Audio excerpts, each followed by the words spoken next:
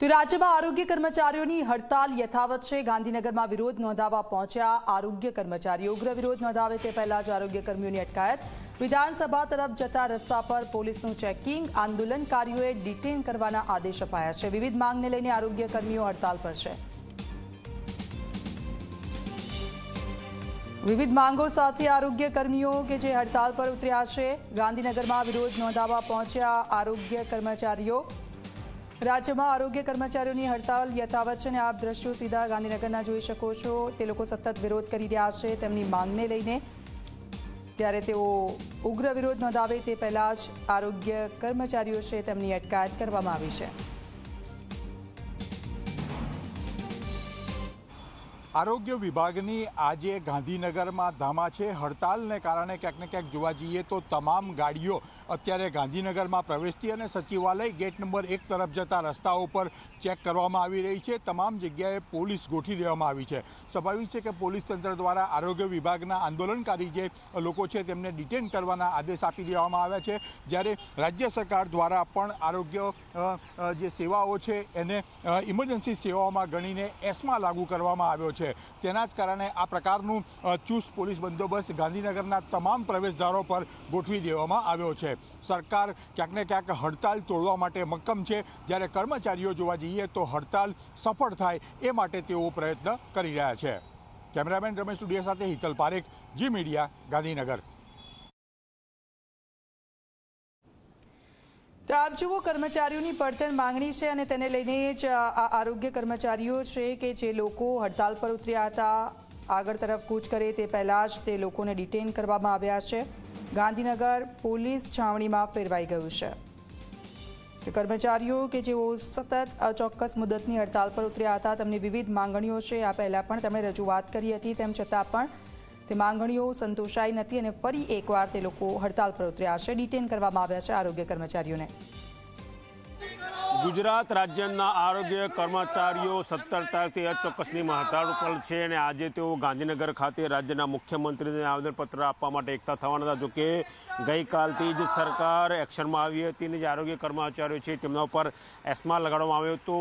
જે પણ કોઈ કર્મચારી જે પણ કોઈ જિલ્લામાંથી ગાંધીનગર આવવા માટે નીકળવાનો હોય તેને ત્યાં જ ડિટેન કરવાની કાર્યવાહીના આદેશ આપવામાં આવ્યા હતા। જે કર્મચારીઓ ગાંધીનગર ખાતે પહોંચ્યા હતા તમે જોઈ શકો છો કે પોલીસ દ્વારા એ કર્મચારીની અટકાયત કરીને ગાંધીનગર જિલ્લા તાલીમ કેન્દ્ર જે એસપી કચેરી ખાતે આવ્યું છે ત્યાં તેમને રાખવામાં આવ્યું છે। મહત્વનું છે કે આરોગ્ય કર્મચારીની માંગણી છે કે તેમના ગ્રેડ પેમાં વધારો કરવામાં આવે, ટેકનિકલ ગ્રેડમાં સમાવેશ કરવામાં આવે અને જે ખાતાકીય પરીક્ષાઓ છે તે રદ કરવામાં આવે। આ માંગણી સાથે તેઓ ગાંધીનગર ખાતે પહોંચ્યા હતા। જોકે જે કર્મચારીઓ ગાંધીનગર વિધાનસભાના ગેટ સુધી પહોંચવાનો પ્રયત્ન કરતા હતા તે તમામની અટકાયત કરીને જિલ્લા પોલીસ અધિક્ષકની કચેરી ખાતે રાખવામાં આવ્યા છે।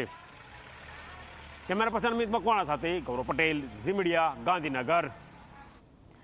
તો આરોગ્ય કર્મચારીઓની હડતાલનો મામલો છે। આરોગ્ય મંત્રી ઋષિકેશ પટેલનું નિવેદન સામે આવ્યું છે। આરોગ્ય કર્મચારીઓની હડતાલ ગેરવ્યાજબી। આરોગ્ય મંત્રીએ કહ્યું કે હડતાલ સમેટી લો, આરોગ્ય કર્મી હડતાલ પૂરી નહીં કરે તો સરકાર એક્શન લેશે।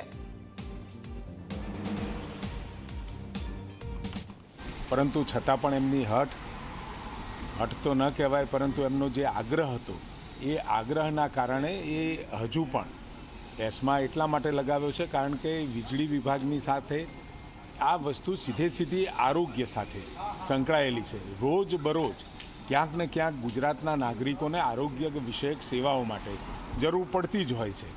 જેમ વીજ વિભાગમાં વીજળી પણ હવે એવી આપણી એસેન્શિયલ સર્વિસીસ થઈ છે, એટલા માટે એસમાનું પ્રોવિઝન કર્યું છે જેથી કરી પહેલાં વાતચીત થઈ અને જે મુદ્દાઓ અને ભૂતકાળમાં પણ આ આરોગ્ય વિભાગના કર્મચારીઓ સાથે વાતચીત કરી અને આ જે નિરાકરણ આવે એવા મુદ્દાઓ હતા એની સાથે વાતચીત કરી અને એમને ન્યાય આપવાની આ સરકારે કોશિશ કરી છે।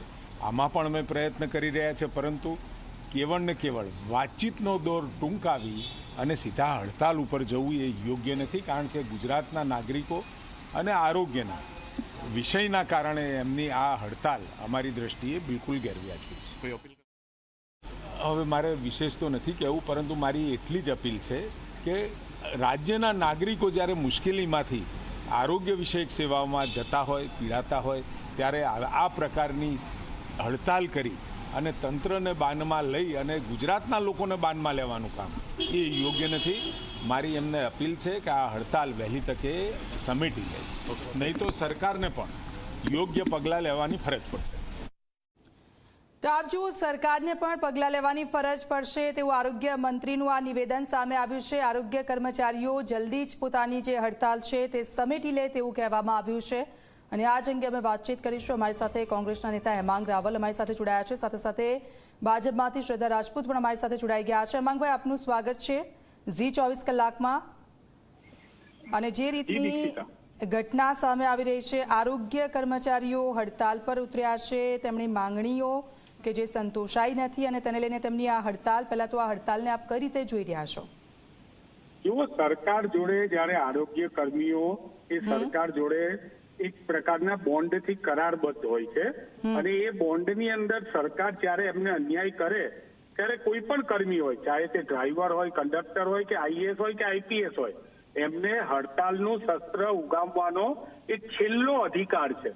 અને અધિકાર વર્ષો પહેલા ગાંધીજીએ પણ આ અધિકાર સામે અંગ્રેજો સહિત ગુજરાતની અંદર, દેશની અંદર ઘણા મોટા આંદોલનો કરેલા છે.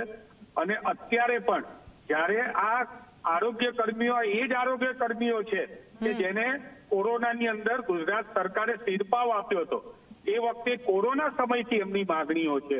એ વખતે કોરોના હતો ત્યારે એમણે પોતાના જીવના જોખમે આ બધા જ આરોગ્ય કર્મીઓએ એ ગુજરાતની જનતાની સેવા કરેલી છે.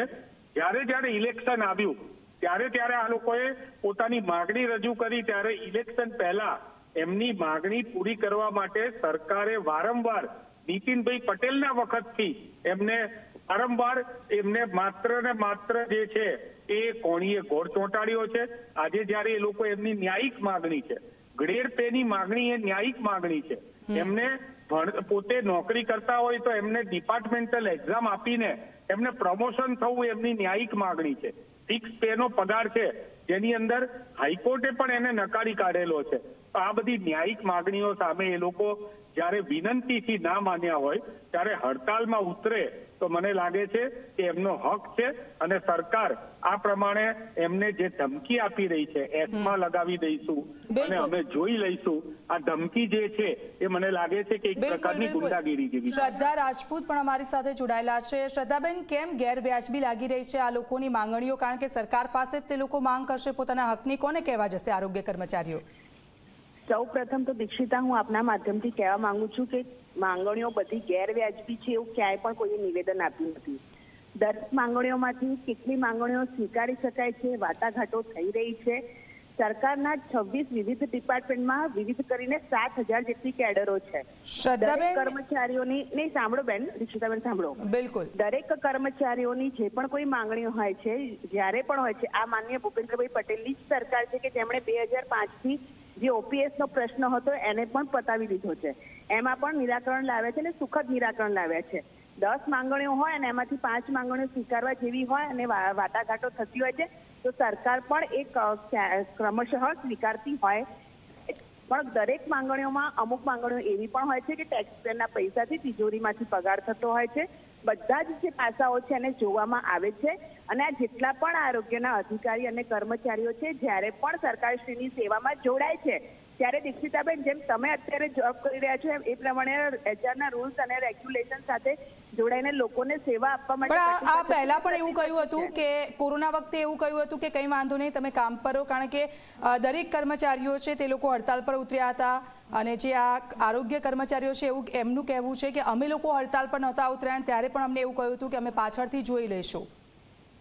આરોગ્યના જેટલા પણ કર્મચારીઓ છે ખૂબ સારી સેવાઓ હંમેશા આપી છે. હેમાંગભાઈ હમણાં કહી રહ્યા હતા કે કોરોનાની અંદર આરોગ્યના કર્મચારીઓએ સેવા આપી છે. તો દીક્ષિતાબેન, મને ખૂબ જ આનંદ થયો, કારણ કે આ જ વિપક્ષ હતું જે કહી રહ્યું હતું કે કોરોનામાં તો કોઈએ કશું કામ જ નથી કર્યું, સરકારે કોઈને સેવા જ નથી આપી. અને અમે એ જ વખતે કહી રહ્યા હતા કે આ જ આરોગ્યના કર્મચારી અધિકારીઓ લોકોને સેવા આપી રહ્યા છે, તમે એમનું અપમાન ના કરો કોરોના વોરિયર્સનું. અને કોરોના વોરિયર્સ તરીકે આરોગ્યના હોય કે પેરામેડિક હોય કે પોલીસના લોકો હોય કે અન્ય કોઈ પણ જે પણ સરકારની શાખાઓમાં જોડાયેલી તમામનું સન્માન કરવામાં આવ્યું છે. તમામનું સન્માન હંમેશા સરકાર કરતી રહે છે. પણ જેમ